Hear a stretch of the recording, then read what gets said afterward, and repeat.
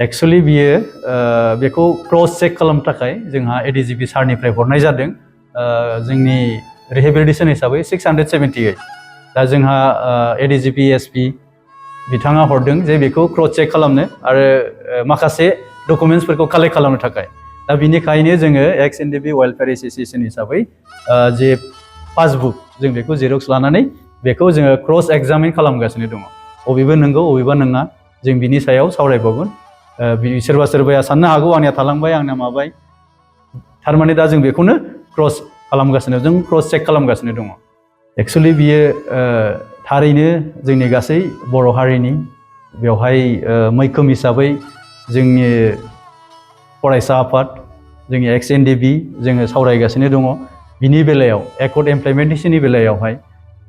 बेसेबां मोजाङै जों खामानि मावलांनो हायो जों बेखौ सावरायगासिनो दङ आरो मिजिंथिदों बेफोर गासैबो थाबैनो मोजांनिख्रुइ मोजांसिनावहाय जोङो खामानि मावलांनो हागोन बेनिखायनो जों अरायसम गोख्रोङै बिनि राहा लामाखौ लानाय जादों सावरायलायनायनि गेजेरजों